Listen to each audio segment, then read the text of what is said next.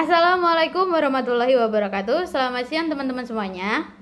Media sosial itu sebagai platform digital yang memungkinkan pengguna untuk berinteraksi, berbagi konten, membangun jaringan sosial secara online. Sebelumnya, kenalin, nama aku Syara Sylvia Erbi dari kelas E Prodi Teknologi Informasi. Aku mau mulai dengan satu pertanyaan yang harus kalian jawab dengan jujur. Siapa di sini yang baru bangun tidur, hal pertama yang dicari itu HP? Angkat tangannya ya teman-teman. Nah, tenang, kalian itu nggak sendiri. Aku juga kadang kayak gitu kok teman-teman. Tapi pernah nggak sih kita mikir kenapa ya media sosial itu bisa sekuat itu efeknya ke kehidupan kita? Nah, media sosial itu udah kayak bagian dari hidup kita. Kadang lebih sering kita scroll TikTok daripada scroll dan baca modul yang dikasih sama dosen kita. Setuju nggak sih teman-teman? Setuju dong harusnya. Tapi coba deh bayangin, misal kalian dikasih pisau. Pisau bisa berguna dong buat kita motong sayur, buat kita masak. Tapi kalau nggak kita gunain secara hati-hati, kita bisa nyakitin diri kita atau bahkan orang lain. Itulah media sosial. Ternyata media sosial itu punya dua sisi. Dan yang aku mau sebutin yaitu ada sisi positif dan sisi negatifnya. Aku mau mulai dari sisi positif media sosial. Media sosial bisa jadi teman baik buat kita semua kalau dipakai dengan bijak. Banyak banget yang bisa dilakuin di media sosial.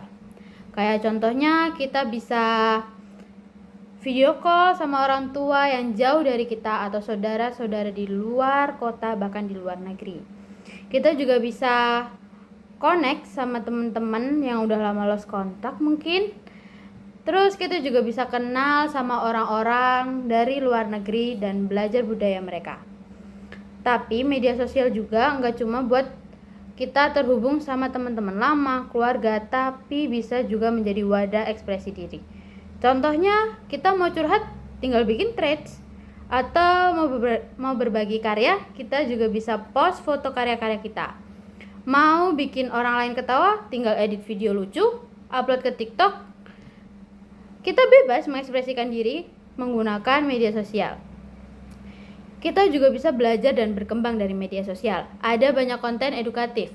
Ada tutorial masak, kita bisa belajar bahasa asing, tips kuliah, dan kita juga bisa dapat motivasi di media sosial.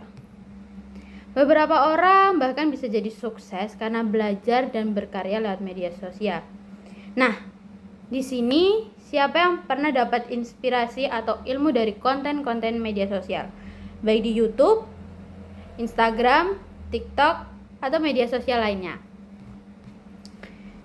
Nah, tapi sayangnya media sosial itu enggak semuanya baik. Media sosial juga bisa jadi musuh terbesar tanpa kita sadari. Contohnya, buang waktu tanpa sadar. Kita niatnya cuma mau scroll 5 menit aja, tapi tiba-tiba udah 2 jam, 3 jam, 4 jam. Bahkan tugas kadang belum kita kerjain. Udah mepet deadline, yang kita dapat cuma video lucu. Terus, kita juga sering membandingkan diri kita sendiri di media sosial. Pernah gak sih ngerasa hidup kita kok stuck di sini-sini terus ya? Sementara teman-teman kita udah jalan, punya bisnis, kuliah di luar negeri. Padahal yang kita lihat itu cuma highlightnya aja teman-teman.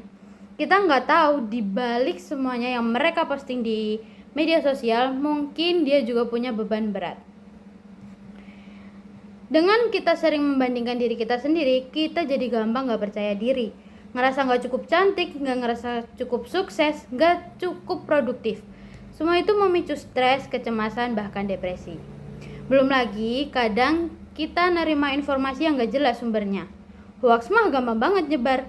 Kita share dulu baru mikir belakangan. Tapi tenang teman-teman, kita nggak perlu jadi anti medsos kok. Kita cuma perlu jadi pengguna yang cerdas. Caranya gimana sih? Aku punya 3 tips yang bisa ngebantu kalian kontrol penggunaan media sosial. Yang pertama, kita bisa kontrol waktu. Kita bisa batasi screen time. Terus yang kedua ada digital detox. Coba deh kita 1 hari tanpa medsos atau untuk recharge otak dan hati kita mungkin. Terus kita perlu kurasi feed, follow akun-akun yang positif, yang menginspirasi, membangun semangat kita. Terus kita harus unfollow dong yang bikin insecure, terus toxic, dan yang bikin ngerasa kita tuh nggak berkembang dan nggak produktif. Nah, jadi teman-teman, media sosial itu bukan teman, tapi juga bukan musuh. Dia cuma alat. Kalau dipakai dengan bijak, bisa sangat bermanfaat. Tapi kalau disalahgunakan, ya bisa beracun. Yang perlahan menggerogoti waktu, fokus, bahkan harga diri kita. Mulai dari hari ini, pilihan ada di tangan kita. Sekian dari saya, terima kasih atas perhatiannya teman-teman semuanya. Semoga semua bisa jadi pengguna media sosial yang cerdas dan bijak.